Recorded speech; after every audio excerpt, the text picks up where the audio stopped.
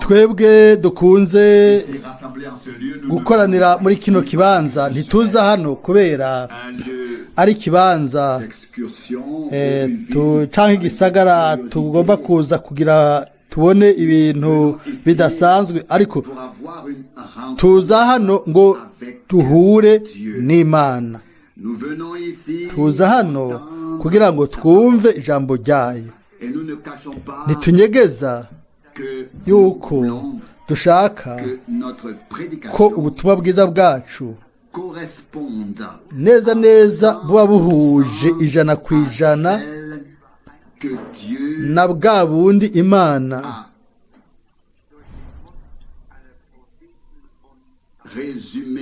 yavuze mu ncamake ikabushira ku gitereko kw'amatara ikoresheje akanwa k'abahanuzi n'intumwa, kandi n'uno munsi kubwo ubukozi bwa mwene data Branham.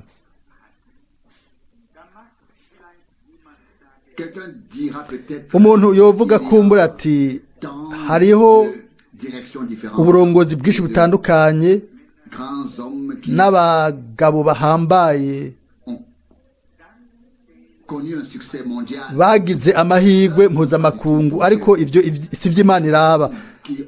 Abantu bafise gahunda zabo ntibaronderwa n'Imana. Imana irondera abagabo bari ngahayi, baba bari kurima ahantu runaka, baba bari kuroba ahantu runaka, bari gutoza ikori ahantu runaka, kumbure ata muntu afise ico amaze mu by'ukuri, badafise ikibanza cabo canke badahuza n'imikorere y'abandi. Natwe rero twese turimwo, twaciye mu madini atandukanye, mu migwi y'abasenga n'abidegemvya. Turagomba kuvyemera tudaciye ku ruhande. Nta hantu na hamwe by'ukuri twari mu kibanza cacu gushikaho Imana iturondera, ikaturonka, ikadufata, ikadushira mu bwami bwayo, ikatwinjiza mu mugambi wayo. Ivyo kandi bigomba gutera intambwe. Iyi ni intango. Nico gituma tutarondera kwiha amazina mpuzamakungu hano ku isi, ariko dushaka yuko amazina yacu aba yanditse mu ijuru. Amen. Nimba bimeze uko, aho rero tuzokumva amajambo y'Imana ayanditswe mu ijuru, ahumetswe na mpemu yera hano ku isi, ariko yavuye mu ijuru. Tuzoyizera kandi tuzoyashitsa. Mana idufashe ivyo muri no misi. Nafashe ingingo yuko ntaza kuvuga ubutumwa by'ukuri, ariko nze kureka Imana itubwire twese nk'umuvyeyi abwira abana biwe abo afise ko ivyumviro vyiza, imigambi myiza. Sinizera yuko hoba hariho umuvyeyi wo ku isi atifuriza ineza abana biwe. Umutima wacu urameneka gusa iyo abana bacu bakurikiye inzira zabo. Niko bimeze no ku Mana. Mbega vyomufasha iki kuronka abana benshi baciye bakurikira inzira zabo bwite, ntibakire ijambo ryiwe mu kwizera, hanyuma ntibarishire mu bikorwa? Nico gituma mwene data Branham nawe yavuze mu butumwa bwiza yuko abana bategerezwa gukora ibibazo byabo, bagomba gukora ibibazo byabo bakamenya mu bibazo gushikaho bashikira ugukura kuba abantu bakuze, hanyuma bagashigwa mu rufatiro mu muhamagaro wabo, mu ruhagaro rwabo bamaze kunesha. Hanyuma rero niho bashobora guhabwa ibyo babateguriye ibyabo. Imana irondera ubu abagabo batitwararitse gusa kwiruka ngo bagende baje gukora ikintu runaka, ariko bareka bagashirwa mu byo Imana iriko irakora mu gikorwa cayo.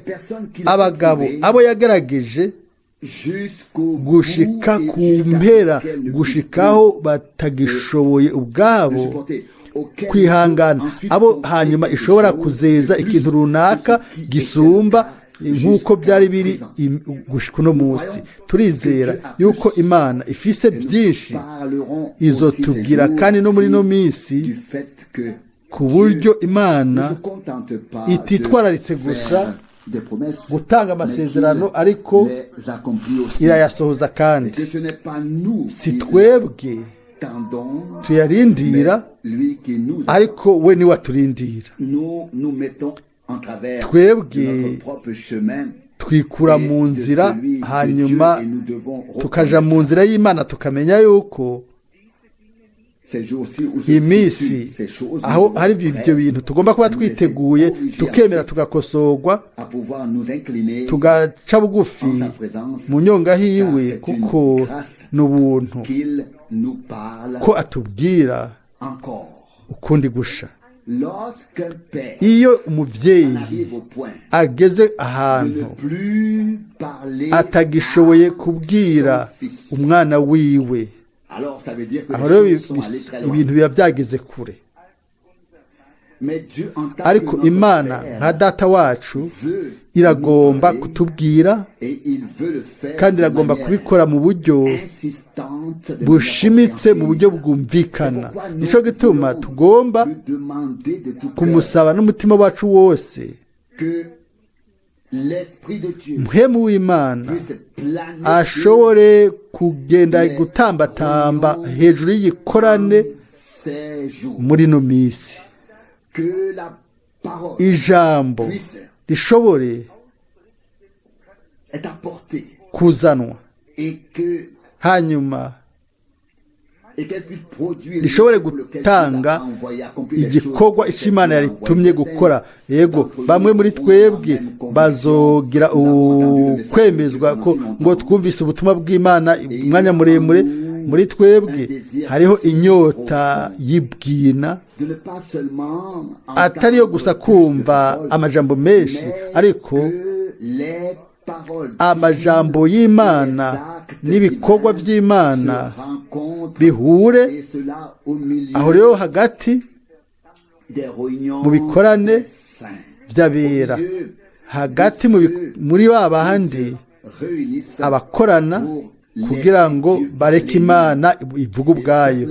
Ubwanje ni ukwifuje yuko hatasubira kubaho umwene data umwe yo kumva ategerezwa, yo kumva agomba gusunikwa kuja kwigisha ubumenyi bw'iyo budasanzwe n'imyimenyerezo yiwe idasanzwe ngo yabyigisha abandi.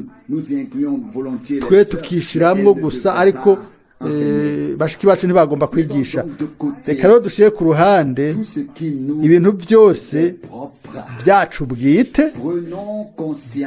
tumenye neza imbere y'Imana yuko ari gusa ibyo ubwiwe yakoze, yashoboye gukora, ibyo twamuretse ngo akore nibyo bizoguma bihagaze mu nyonga hiwe, nibyo bizoguma bihagaze imbere yiwe. Nimunyizere, si ikintu ico wowe na jewe dushoboye kuba twokora, sico giharugwa imbere y'Imana. Kuko rero twoca twiyemera ko twakoze iki canke kiriya. Ibyanditswe byera biravuga ngo ibikorwa bimaze gutegurwa ku bwacu kugira ngo tubigenderemwo, mbere les plus grandes actions n'ibikorwa bihambaye no gushika ku kuzurwa kw'abapfuye bizoba ari ikintu twebwe si twe tuzogikora, imana izokora kubwo ijambo ryayo riri muri twebwe. Iyo yatanze isezerano n'ububasha bwayo butanga ubuzima bugomba kuba ubushobozi muri twebwe. We wenyine niwe ashobora kubikora kandi nta wundi muntu n'umwe. Niba turavye ubukozi bwa mwene data Branham bwabaye akarero ku misi yacu guhera akarero mu misi yacu bivuye ku Mana. Akarero twe dufise imbere y'amaso yacu, ata kintu na kimwe, ata nkomezi na zimwe, ata kintu na kimwe ushobora gusaba kidasanzwe ngo ugisabe Imana, ariko neza neza kuba umwizigirwa ku muhamagaro w'Imana no ku bukozi ubwo yari yarakiriye. Murazi yari umugabo nk'abandi bose. Ndizera yuko abantu bose bari hano kuno mugoroba baza gutahura neza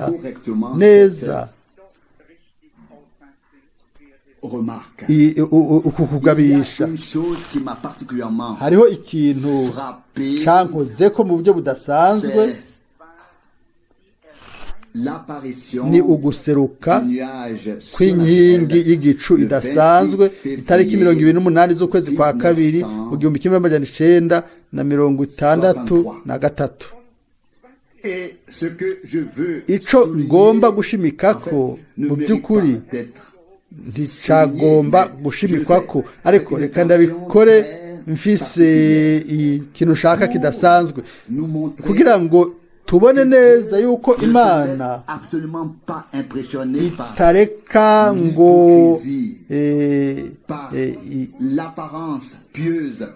yemera ubujyajya n'ibintu byacu bya kamere. Ndizera ko twese dutahura ibyo bisobanura ibyo.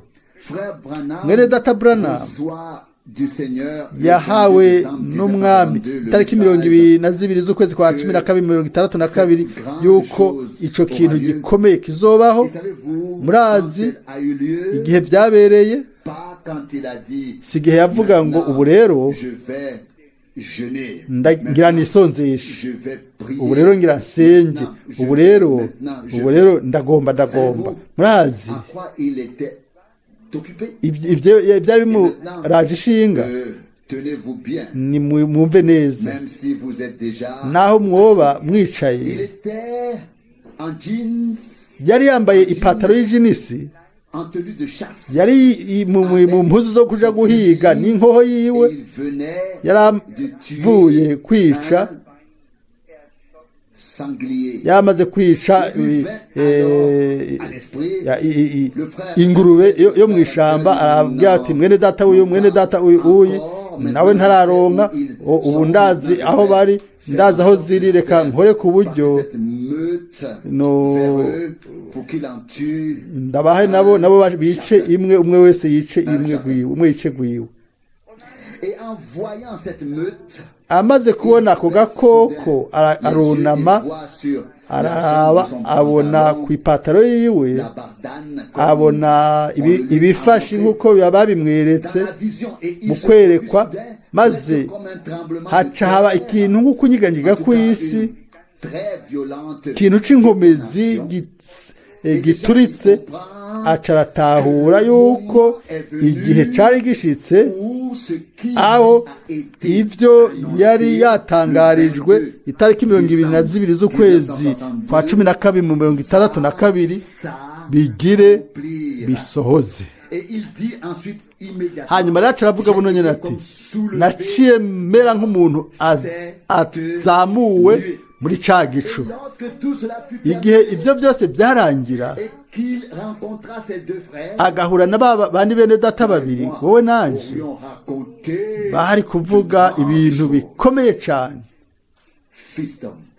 abana il y b'abantu avait la nuée. hariyo inkingi y'igicu n'abamarayika ndwi n'abaharuye ibibafu by'iburyo n'ibindi bintu umwami yarantegetse n'ibi Et savez-vous ce qu'il murazi ibyo aca asaba pour hanyuma chacun tuer yabaje ati mbega umwe wese yoba yishe agakoko revenant de cette abavuye muri uwo mwimenyerezo ukomeye muratahura ibyo j'ai du mal à y croire. Nous byarangoye gutahura twari kuba nk'abasazi ntitwari gutahura yuko ibintu byo mu buryo bw'umubiri bigomba kubandanya uko bimeze hanyuma hagati y'imyimenyerezo ikomeye cyane n'Imana ugaca uguma uri umuntu ataborewe atanyeganyega abantu bataguma batekanye ntibaragira imyimenyerezo y'ukuri n'Imana ils sont devenus victimes Ba- de l'imagination.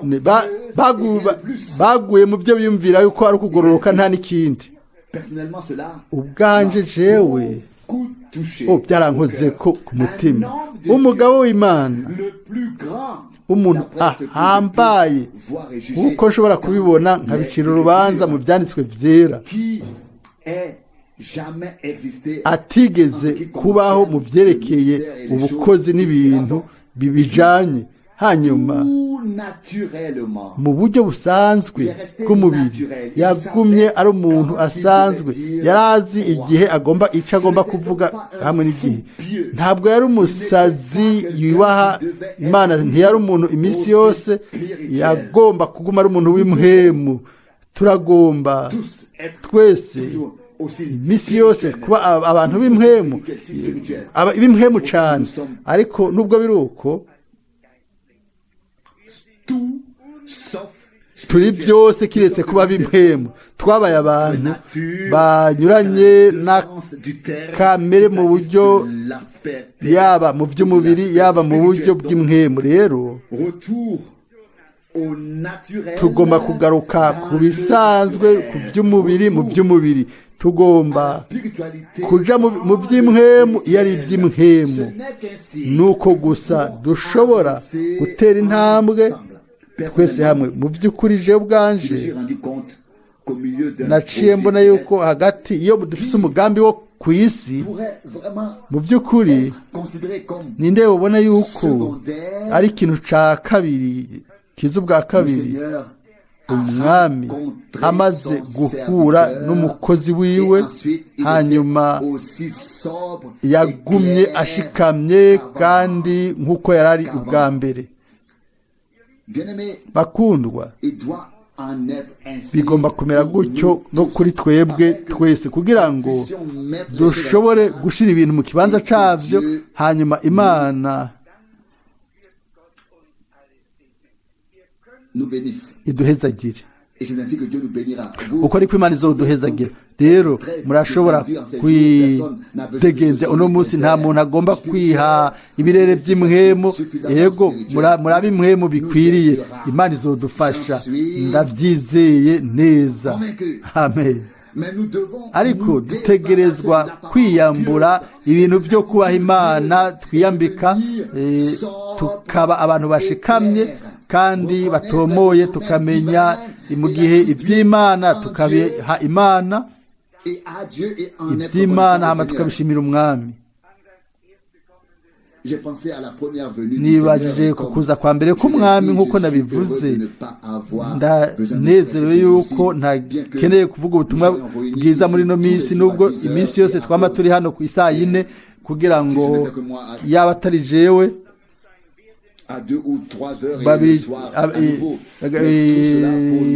saa 9 na saa 1 z'ijoro ariko iminsi yose kugira ngo twegere Imana twese twimenye ubwacu Imana ibe byose muri bose ukuza kwa mbere kwa Kristo handitswe muri Luka 2 umurongo wa 13 Luka 2 umurongo wa 13 qui louait Dieu en disant verset 14 Luc 2 Luka 2:13 et paix sur la terre. uwo mwanya hamwe n'uwo mumarayika haboneka ingabo nyinshi zo mu ijuru zihimbaza imana ziti icubahiro n'ikibe ku mana Nous savons que ce qui compte pour Dieu, c'est ahasumba ijuru no mu isi amahoro abe mu binezererwa turaza b'imana inezererwa inshuro zibiri haranditswe ku mwami wacu umwana w'imana ngo muri wewe niho nezerererwa.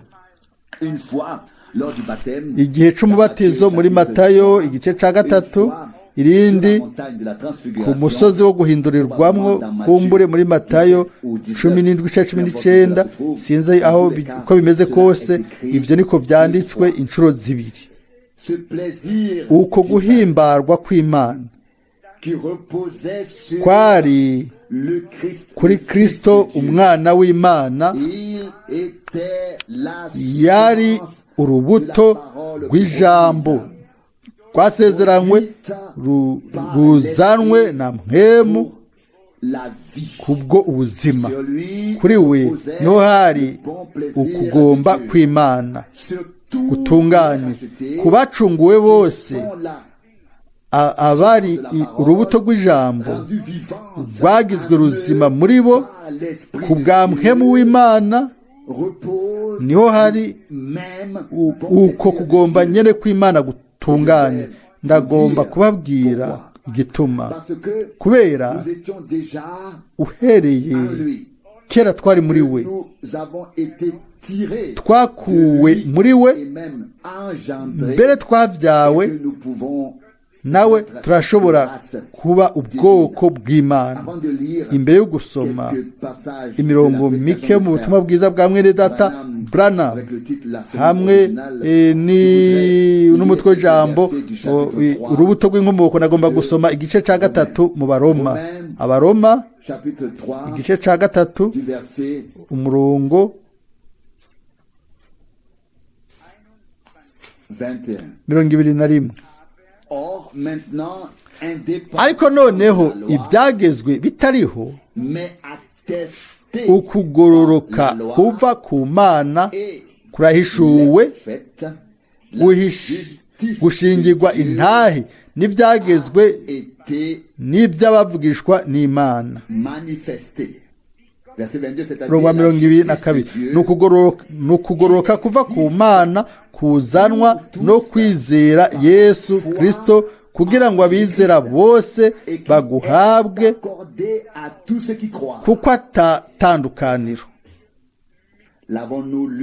mbega twasomeye hamwe, si ukugororoka kwanje canke ukwawe, ariko ni ukugororoka kw'Imana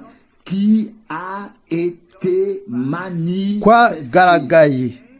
ni ukuvuga kuko handitswe hano ku murongo wa 22, ukugororoka kuva ku Mana kuzanwa no kwizera Yesu Kristo, kugira ngo abizera bose baguhabwe.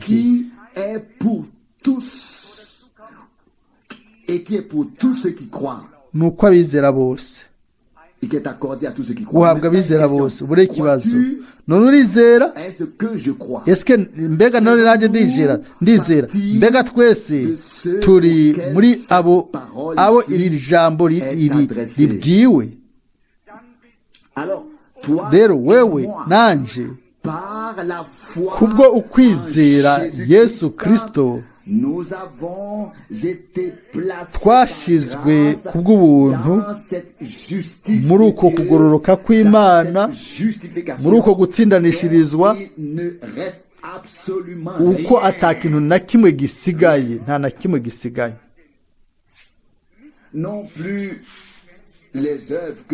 si n'ibikorwa twe dukora, ariko ni ibikorwa ibyo we yasohoje.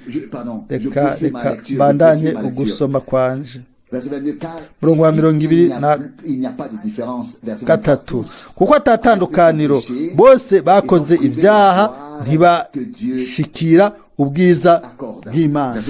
murongo 24. batsindanishirizwa n'ubuntu bwayo ibibahera ubusa kubwo gucungurwa kubonerwa muri Yesu Kristo.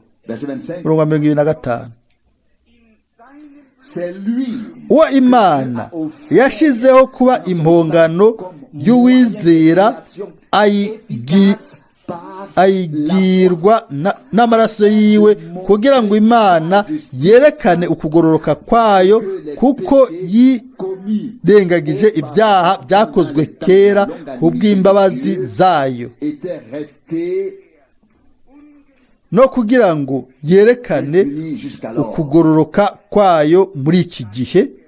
Verset 26, il voulait donc montrer sa justice dans le temps présent afin de paraître lui-même juste. Ngwibe igororoka nitsindanishiriza uwizeye Yesu. Amen. Amen. Amen. Amen. Ariko mu by'ukuri nasomye bino, ndabisomye muri Bibiliya, sindabisomye mu kindi gitabo. Abo bose bizera by'ukuri Yesu Kristo batangajwe ko batsindanishije ari abagororotsi ku bw'Imana. Niko bimeze hano. Ukugororoka k'umuntu kurakuweho. Ukugororoka kw'Imana kwaraje mu gishingo cacu kandi ku bwacu. Nagomba yuko tutitwararika gusa gusoma rimwe amajambo nk'aya hanyuma ngo tuce dusubira kuzoyitwararika ubwacu hamwe natwe, ariko dushobore kunyengeterwa nuko kwizera kuzima, kuko Imana yaratwitwararitse. Ntidukeneye kwitwararika twebwe ubwacu. Biradukwiriye gusa yuko tumwihebera, hanyuma tumuhe ukwizera kwacu n'ukwizigira kwacu kugira ngo ijambo risohore ku mpera. Gushika ubu twarabujije Imana mu by'ukuri kubwo ukutizera kwacu, twarayibujije gukora ijambo ryayo kuri twebwe kurisohoza, sibyo?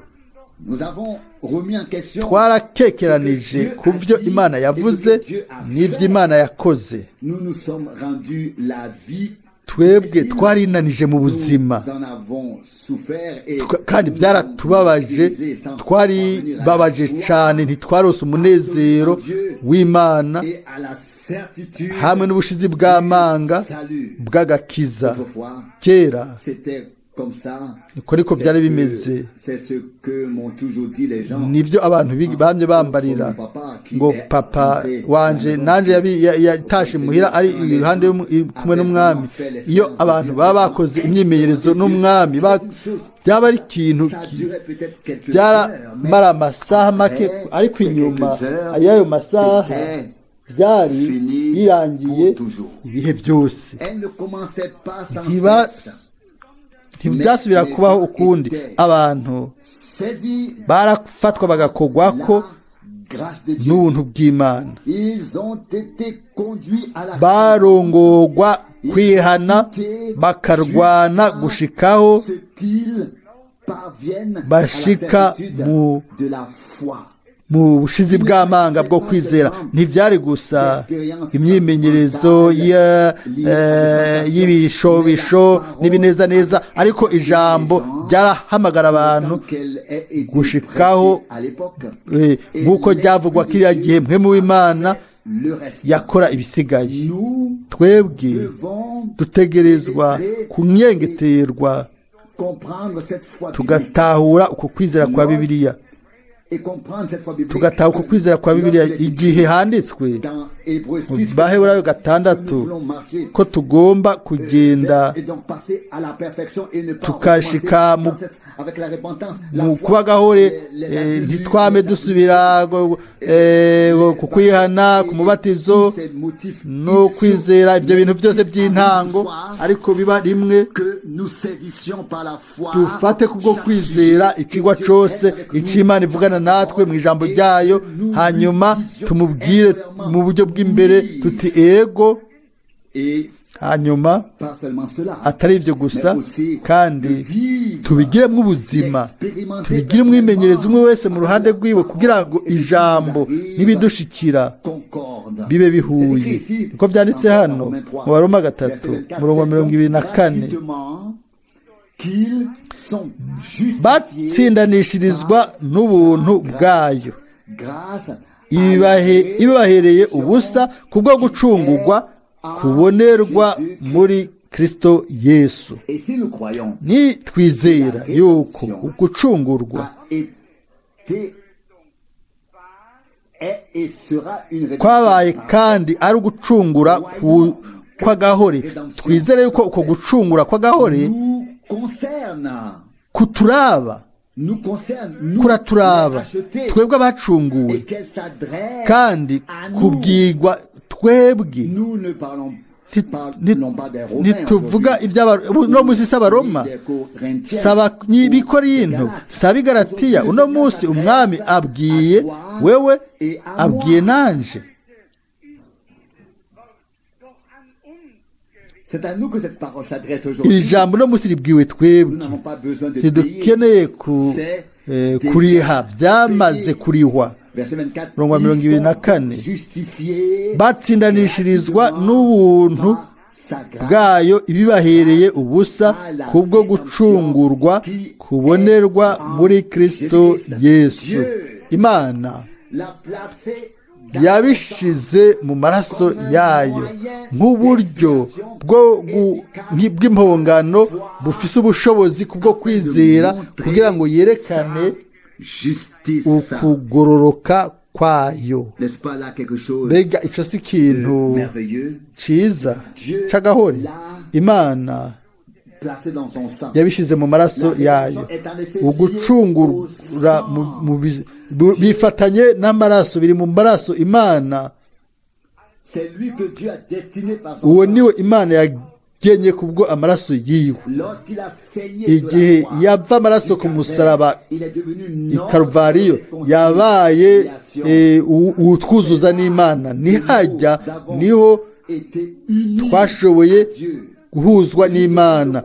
Dutegerezwa kubyizera rimwe burundu. C'est un moyen Ni bwo buryo bw'impongano bw'ubushobozi kubwo kwizera. Umuntu atizera sera confondu. azomaramara, ariko uzo kwizera ntashobora guteterwa.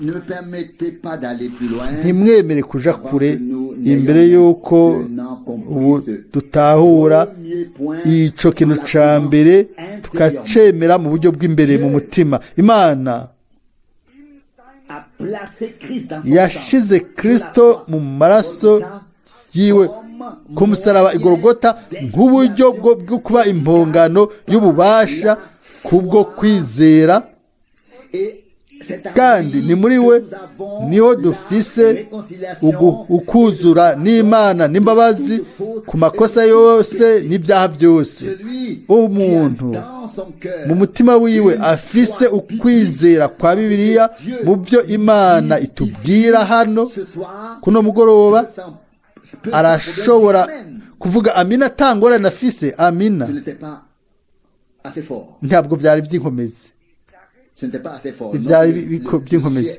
Oya, kino cigwa kirabereye ko uno musi singomba kubatera intege. Si jewe, ni jewe nawe, ni twebwe twese.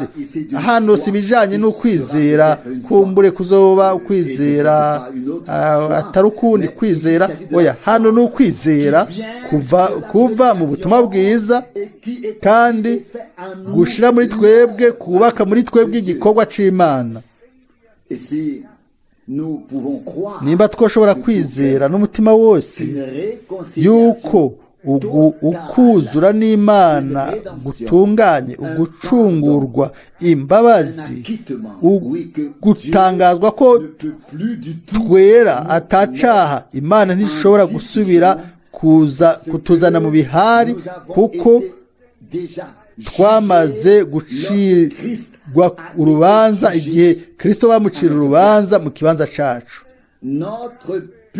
Igihano cacu, ugucirwa kw'iteka kwacu kwaguye kuri we kugira ngo tugire amahoro, kandi ni kubwo imishishagu yiwe niho twakize. Ubwo ni ubutumwa bwiza, uko ni ukuri kwa Bibiliya kw'Imana. Aho rero n'umuntu yoba yarababaye ubwiwe, yaribabaje, arashobora kunezerwa akavuga ati oh Mana, niba bimeze ubu rero niko bimeze, none je ndi iki kugira ngo umparure muri ba bandi bagirirwa ubuntu, bashobora kugira umugabane mu gucungurwa. Iyi minsi turaza gusaba Imana iduhezagire, izihure natwe mu buryo bw'inkomezi kubw'ijambo ryayo na mpwemu wayo. Aho rero intumwa irandika ku murongo ukurikira, kumbure reka dusome umurongo wa 26, no kugira ngo yerekane ukugoroka kwayo muri iki gihe ngwibe igororoka n'itsindanishiriza uwizeye Yesu. Amen. Amen. 27. None rero ukwihaya kuri hehe?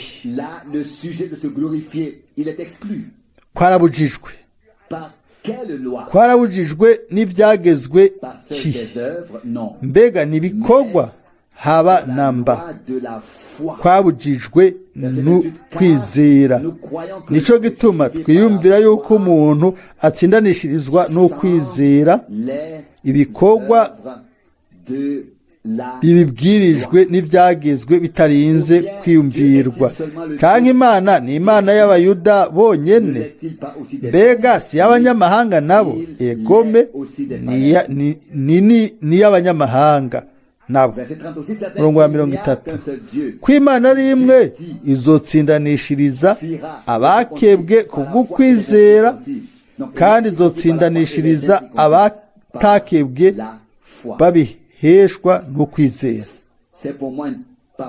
Kuri jewe n'ijambo ry'ubwiza, ubu n'ubutumwa bwiza, ubu n'ubutumwa bw'umunezero n'ubw'ukwidegemvya. Urashobora kubyizigira, urashobora kubyakira ukabyemera. Ukwizera kuva ku butumwa bwiza, ukwizera kwa Bibiliya kuza kuvuye ku ijambo ry'Imana. Nta kindi kintu tugomba kiretse ico Imana igomba. Yagomba gutsindanishiriza, yarabikoze, iratwereka ingene ivyo byagenze. Twoshobora kugurura imirongo myinshi ya Bibiliya tukayongeraho, hanyuma tukayisoma. Ariko ndizera yuko muri ino mirongo byose byamaze kwegeranywa neza, bikavugwa mu ncamake, kandi biremeza, biruzuye, biratomoye neza. Iyo dusoma ibyanditswe byera biba bimaze kugira ngo umwe wese bimuhe umuco ku byabaye ku bwiwe i Golgota. Amen. Bakundwa, birakwiye uyu ko tuva mu gutangaza hanyuma tukinjira mu myimenyerezo. ibyo ukwizera. Ntidushobora kubandanya kumva gusa hanyuma duce dusubira gufata ya nzira yacu. Birakwiye yuko iyo twumva ubutumwa bw'ijambo ry'Imana, birakwiye yuko uko kumviriza gushikana abantu kuvugana n'Imana, umwe wese ubwiwe agakorwa ko mu bugingo bwiwe, mu mutima wiwe, hanyuma akazana ayo majambo imbere y'umwami, akayagumiza mu mutima, akavuga mu buryo buciye bugufi yizeye ati, mwami Mana yanjye, uko niko bimeze, uko niko bimeze, niko ndabyemeye, umfashe nakira ibyo kubwo kwizera Yesu Kristo.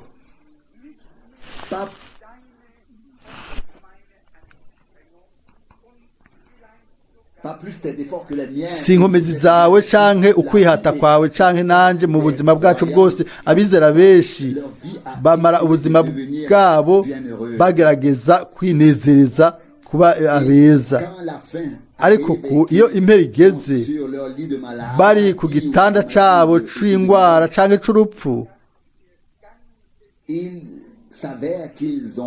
bica bigaragara yuko bakoze ukwihata mu buzima bwabo bwose kandi batigeze bashika muri uwo mwimenyerezo w'ukuri hamwe n'Imana. Bakundwa, sinibaza yuko jewe canke twebwe abavuga ubutumwa bwiza bw'ijambo ry'Imana dushobora kuzuza umutimanama wacu yuko hariho abantu batakira ibivuye ku Mana mu butumwa bwiza, ibyasezeranywe mu ijambo.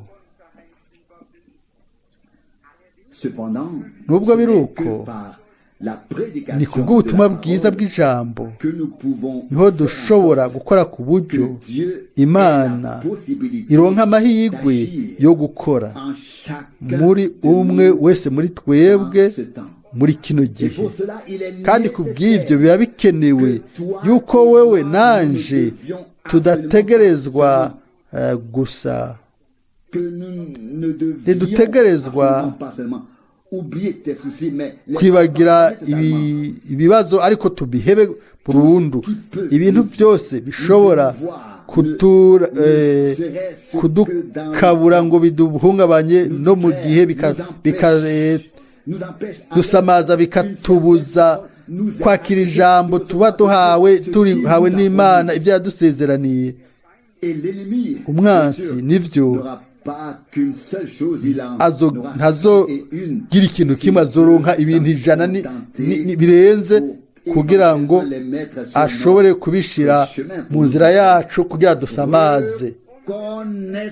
Tumenye iyo hatangazwa ijambo ry'Imana yuko tuba twakoranye mu nyonga y'Imana nk'abantu bamaze kuzura n'Imana, bamaze kubabarirwa n'Imana, nk'abantu batsindanishirijwe mu maraso y'umwagazi. Ndashobora kubabwira ikintu runaka, umugwanizi kumbure amaze gufyonda amajambo y'Imana, yaramaze kubikora mu murima wa Edeni. Yarabikoze aciye ku bahanuzi b'ibinyoma bose n'abanditsi gushika mu rungano rwacu, ariko nta n'umwe muri mwebwe, nta n'undi muntu n'umwe azobona ahantu na hamwe, azobona umurongo n'umwe muri Bibiliya aho yashoboye kwegera ku maraso. Aho niho Imana yamushiriyeho urubibi, kandi abo bose bari munsi y'amaraso y'impongano ntibakorwa ko ku Mana. Ndavuga kuri Satani, ndavuga Satani baba bakingiwe n'amaraso, ntibakorwa ko n'umwasi. Ukavuga uti none kubera iki akidutera mu buryo nk'ubu? Kubera tutaramenya neza yuko turi muri Kristo, kandi yuko ukuzura gutunganye n'imbabazi zuzuye zamaze kubaho. uko nyene kuko umwami yarishe ikiguzi tukaba twaracunguwe, uko nyene umwansi yaratakaje ibihe byose uburenganzira kuri wewe no kuri jewe. Amen. Birashoboka yuko agikoresha imitwe yacu kugira ngo azane ibintu runaka mu kibanza kugira ngo adutume ducanganyikirwa, acanganikisha ibyiyumviro byacu. tuba dutabura yuko Imana ntiyahisemo umutwe ariko umutima. Twizera n'umutima wacu wose, tukatura n'umunwa wacu ibyo twizeye n'umutima wacu wose. Uko niko tuba dutangajwe ko turi abagororotsi ku Mana, kuko uwizera n'umutima we wose. Murazi iryo jambo mu Baroma 10 riranditse mu buryo bwiza. Dusubire tuvuge imirongo ya bujya butumwa bwiza bwa mwene data Branham. Ijambo ryavuzwe niyo mbuto y'inkomoko. Ndiko ndasoma ni kuri urwo rufatiro niho nagomba kuvuga isobanuro zanje. Ijambo ryatangajwe ni imbuto y'inkomoko. Ijambo ryavuzwe ahubwo niyo mbuto y'inkomoko. Nimumenye yuko Imana yaravuze ngo urubuto rwose nirutange rubyare nk'uko ubwoko bwago ruri. Mbe uko ruri kose rwategerezwa gusohora kubyara nk'uko ubwoko bwago ruri. Iryo jambo ry'Imana ni iry'ibihe bidashira. Imana ihoraho ishobora kuvuga ikintu runaka hanyuma ngo igihindure mu nyuma, hanyuma ifate iyindi ngingo nziza, kuko ingingo zose z'Imana ziratunganye. Ntibishoboye igihe ijambo ryayo rivuzwe ntiba rigishoboye gusubira gupfa. Rigira ubuzima iminsi yose kandi ntirishobora gusubira gupfa kuko ni Imana. Ijambo ryayo naryo ntirishobora gupfa, ntirishobora gupfa kuko Imana nayo idapfa. Kuko turasoma muri Yohana igice cya mbere ngo ku ntango hari ijambo, kandi ijambo ryari kumwe n'Imana, kandi Imana yari ijambo. Ijambo ryambaye umubiri. Iryo jambo nyene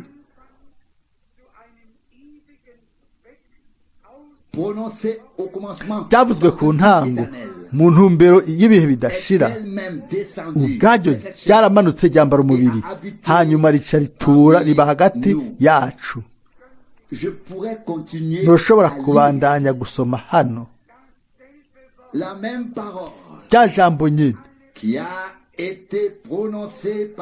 ryavuzwe n'abahanuzi bose ku byerekeye Kristo, rigasohora muri we guhera akivuka gushika aduzwe mu ijuru no kugaruka kwiwe. Iryo jambo nyene ryavuzwe ku bw'ishengero, ku bw'ahanuzi bose. Umwami wacu n'intumwa zose ritegerezwa kubona kandi ugusohora kwaryo, kuko twebwe ishengero mugeni turi mu mukwe. Turi igice c'umukwe. Twebwe turi kumwe, turi igice, ni mpwemu umwe, ni rya jambo nyene rimwe. Ubu nimba byose byarasohoye muri we, akaba yari ijambo rihoraho, ijambo ridahangagwa, ridahinduka. Aho rero niko bimeze kuri twebwe, neza neza twebwe nk'ishengero ry'umwami. Kubera iki none tudashobora gukora ibyo duhejeje gusoma mu Baroma 3?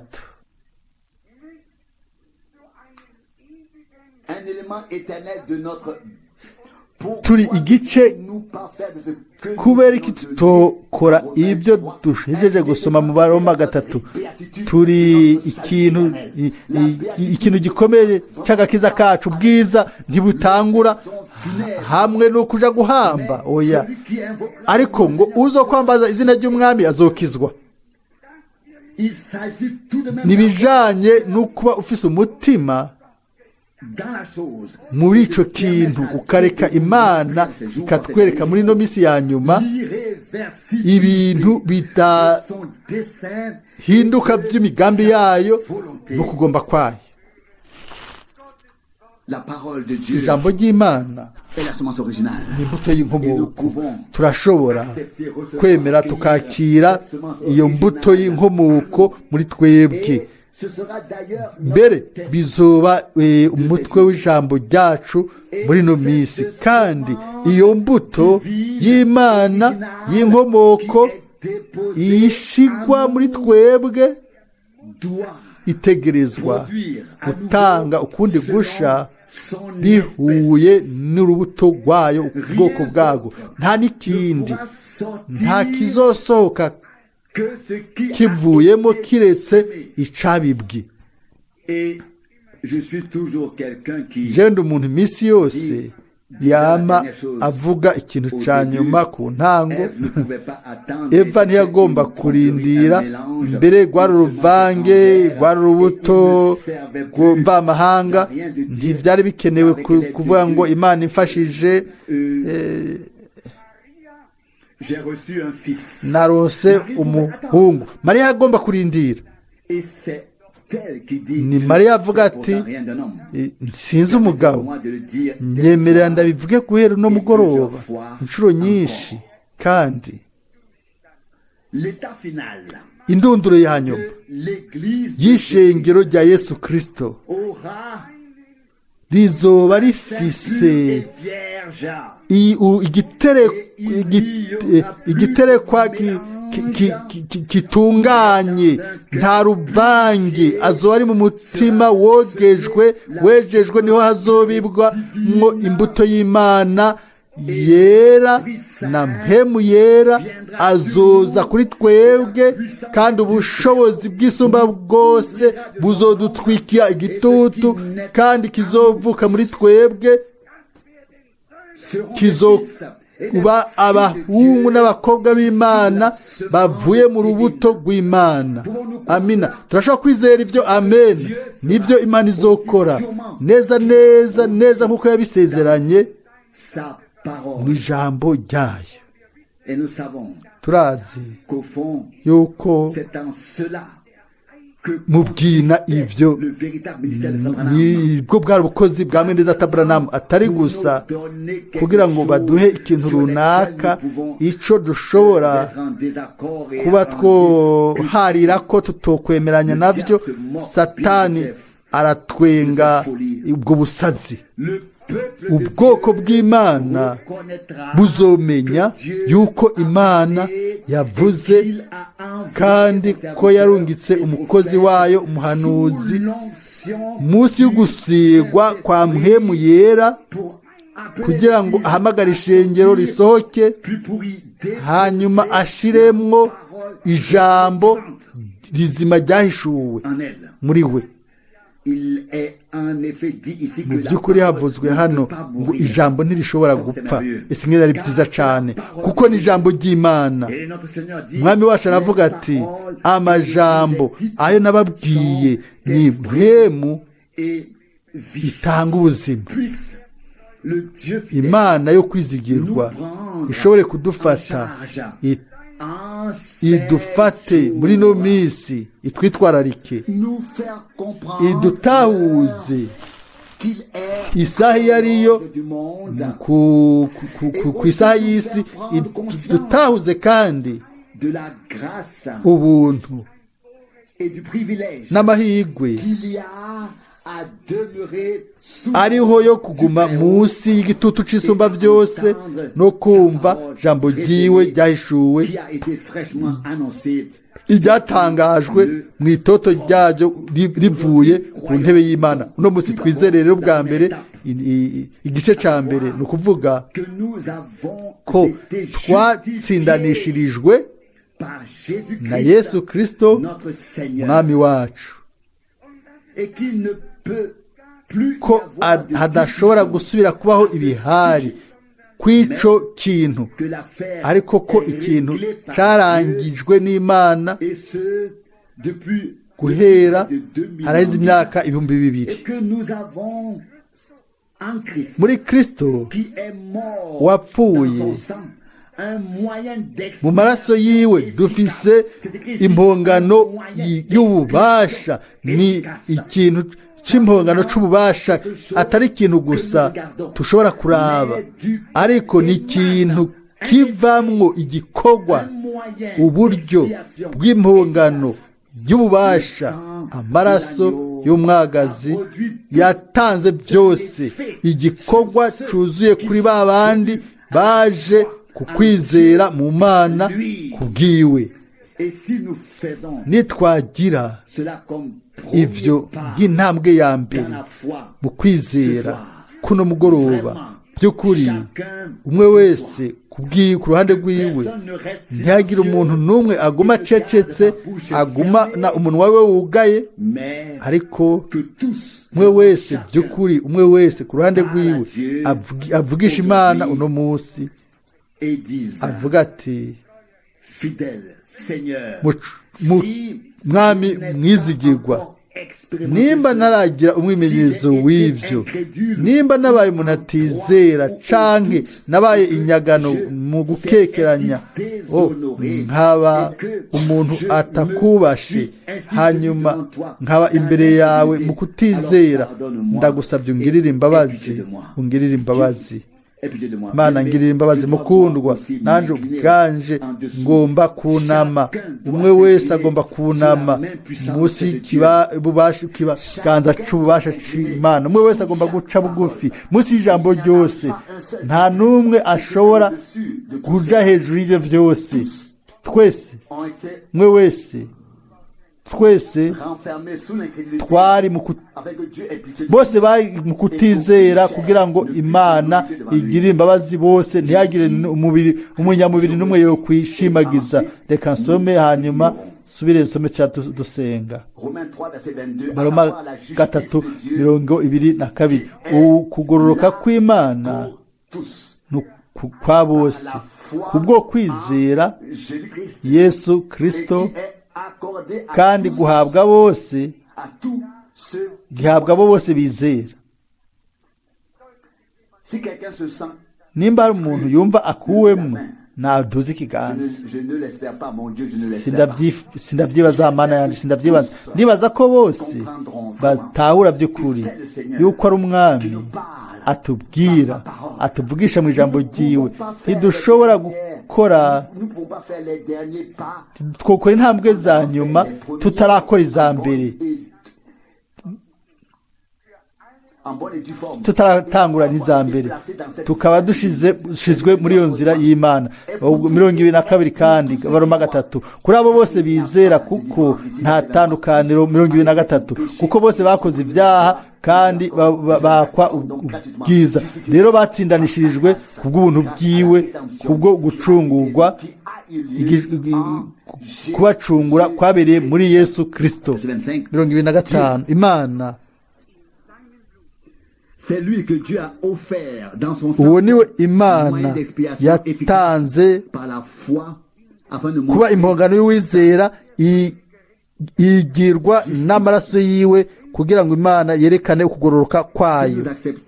Nitwemera ivyo n'umutima wacu wose, nitwavyizera, nitwashimira umwami, nitwavuga tuti Mana y'usigo, ndi hano, ndi ngaha, twese hamwe turaje imbere y'inyonga zawe uno munsi.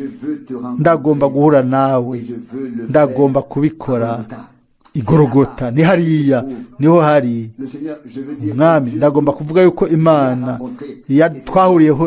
twahuriyeho nayo niho duhuriraho n'imana nta handi hantu hariho duhurira n'imana que celui kiretse se trouve en Jésus-Christ, muri Yesu Kristo notre Seigneur. umwami wacu C'est en lui. ni muri Nous we avons la niho dufise rédemption ugucungurwa et le pardon, n'imbabazi la grâce ubuntu et la justification. no gutsindanishirizwa Il a été placé pour nous, Ya- offert pour nous yatanzwe ku bwacu comme un moyen d'expiation efficace. nk'impongano y'ububasha kubwo kwizera J'aimerais no kwifuza que Dieu puisse yuko imana agir ishobora parmi nous gukora hagati yacu ces jours-ci Ino d'une manière minsi, tout à mu fait buryo antique. mu buryo Au commencement. nk'ubwo bwa mbere nko ku ntango na muhemu wayo Que nos cœurs imitima yacu puissent ishobore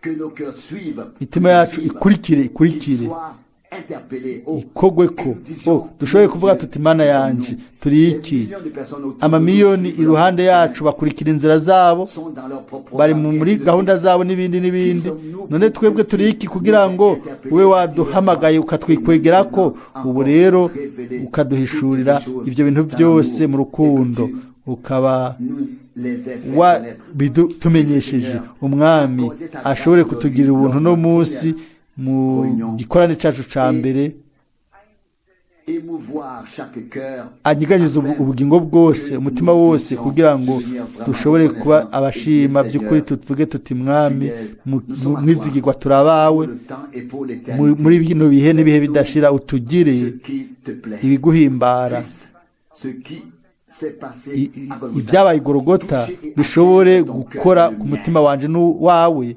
amina Le mien wawe n'uwanje imana ne s'est pas facilité la tâche. ntiyiyorohereje mu bintu mu C'est ce gikorwa que nous voulons souligner nicyo ici. tugomba gushimika ko hano A choisi le imana chemin le yahisemo plus difficile inzira igoye qui pouvait être yashobora emprunté. kuba yocamwo kugira ngo icungure isi mbega nibyo canke si ibyo Qu'est-ce qui l'a poussé à mbega ni emprunter igiki ce catumye chemin difficile aca muri rya nzira igoye ku bwacu kugira ngo aducungure pour nous ku bwacu kugira aducungure l'amour. urukundo Tout simplement. amina Merci. urukundo urakoze C'est l'amour. n'urukundo Et le même amour de ubwo Dieu rukundo nyine rw'imana est rwamanutse ruva mu ijuru rukaza hano kuri ino si rukagaragara mu mucunguzi wacu est le même amour urwo rukundo qui nyine se manifestera en nibwo nous ruzoguma rugaragara mu bacunguwe bose nibwo ruzotuduza nibwo ruzotuzamura ku bw'ububasha bwa mpemu bukadutwara mu bwiza bw'imana que le Seigneur umwami nous bénisse. aduhezagire twese